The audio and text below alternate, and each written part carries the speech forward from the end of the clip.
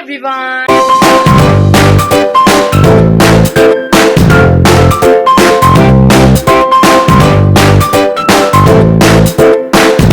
কালকে যাব হলো হোলির ফটোশুট করতে। ইয়েস, ফাইনালি যাচ্ছি হলো ফটোশুট করতে। আগের দিন থেকে ব্লগটা শুরু করার কারণ হচ্ছে আমি তোমাদের দেখাবো আমি ফটোশুটের জন্য কি কি কিনেছি। না বেশি কিছু কিনিনি। পাশের বাড়িতে যেহেতু বিয়ে হচ্ছে ওই জন্য খুবই খুবই জোরে গান চলছে, আমাকেও খুবই জোরে কথা বলতে হচ্ছে। আমাকে পাগল লাগছে সেটা তোমরা ইগনোর করো, মানে আমার এই হেয়ার স্টাইলটা ইগনোর করো। দিবে 50-50 করে আবির কিনেছি। অ্যান্ড আউটফিটটা তো আজকে তোমাদের আমি দেখাবো না, আউটফিটটা তোমাদেরকে কালকেই দেখতে হবে। আমি আর আমার দিবাই টুইনিং করবো। সাবস্ক্রাইব করতে কেউ ভুলবে না, লাইক কমেন্ট শেয়ার করে দিও। কারণ আউটফিটটা আমার কাছে নেই, আউটফিটটা আমি সেলাই করতে দিয়েছি। সো ফাইনালি আমি তোমাদের দেখাবো আমি কি কি কিনেছি শুটের জন্য। এইটা থেকে এইটা আজকেই কিনে আনলাম, বললাম না আমি আর দিভাই 50-50 করে, মানে 50-50 টাকা দিয়ে আবির কিনেছি। তো ওইটাই দুটো রেড আবির কিনেছি অ্যান্ড একটা পিঙ্ক আবির কিনেছি। আর এখানে কি আছে গেস হোয়াট গাইস, এইটার মধ্যে কি আছে? এরকম আওয়াজ করলে বেশ অ্যাস্থেটিক দেখতে লাগে। তো এটা আমি ওপেন হয়ে গেছে কবে এসছি সেই, মানে আমি 1 মাস, মানে হোলির 1 মাস আগে থেকে এটা আমি কিনে রেখেছি। এইটা আমি ফার্স্ট টাইম কিনেছি। কবে মানে জ্বালাবো, আমি খুবই খুবই খুবই খুবই খুবই এক্সাইটেড এইটার জন্য। এটার মধ্যে স্মোক আছে, এইভাবে ওড়াবো আমি, তো এক্সাইটেড এইটা জ্বালানোর জন্য। এখানে 5টা আছে, তো হোলির জন্য আমি এটা রেখে দেবো। হ্যালো, দেখো আমি সকাল সকাল উঠে গেছি। আমি সেই 8:30টায় উঠেছি, তারপরে আবার ঘুমিয়ে পড়েছিলাম, তারপরে আবার 9টার সময় উঠেছি। এই দেখো আমার দিভাই, ও নাকি আমার দিভাই, দেখো ওর কোনো এক্সাইটমেন্ট নেই। আমি তো উঠেই গেছি সকাল সকাল। অ্যান্ড সকাল সকাল উঠে আমার ইম্পর্টেন্ট কাজ হলো আমার ছোট্ট ভাইটাকে আদর করা। এই যে ও কিন্তু খুবই রাগী, হ্যাঁ ও কিন্তু খুবই রাগী।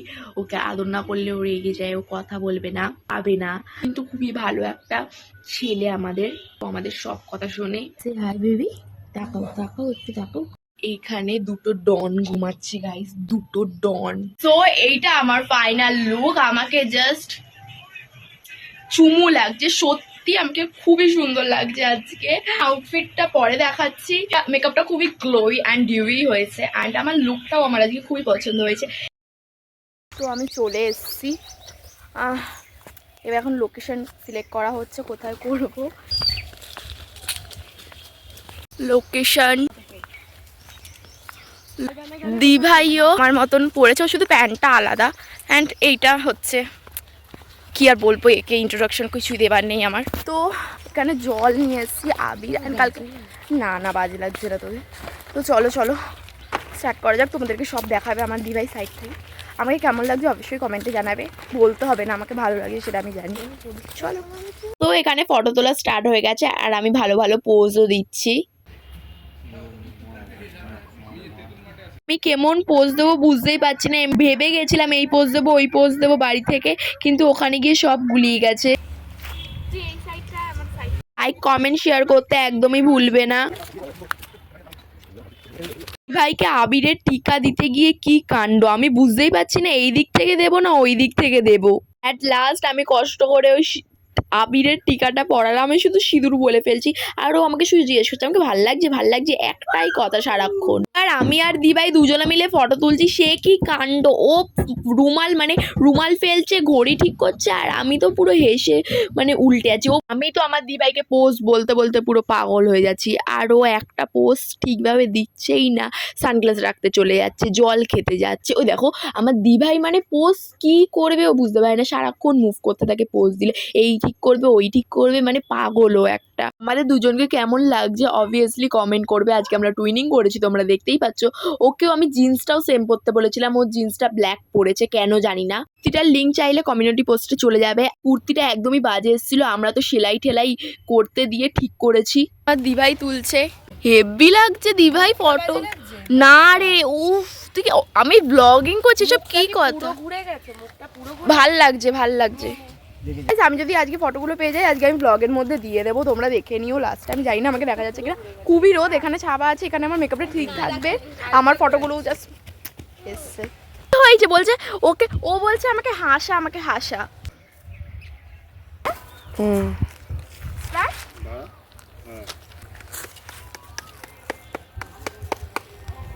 ভাই আমাকে হাতে পায়ে মুখে মানে যেখানে পাচ্ছে আবির মাখাচ্ছে, যেন সত্যি সত্যি হোলি খেলছে। আমি ফটোই তুলতে পারছিলাম না, আমি বললাম আমি নিজের গায়ে নিজের রং মাখাচ্ছি, এরকম একটা ফটো তোল।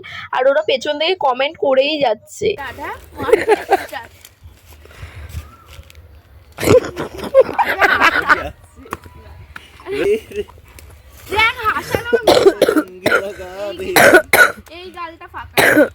কেউ কাশছে, কেউ হাসছে, কেউ আঙ্ক লাগাতে গান করছে। আমি পোস্টটা দিয়ে ভালো করে ফটোটা তুলবো কিভাবে তোমরাই বলো। আনো আমাকে বলছে মুখ না দেখালেই তোর ফটো ভালো আসে, মুখ দেখালেই নাকি ফটোটা আমার বাজে আসবে। কি করব বলো, সবার ছোট তো, তাই যা পারে সবাই আমাকে বলে।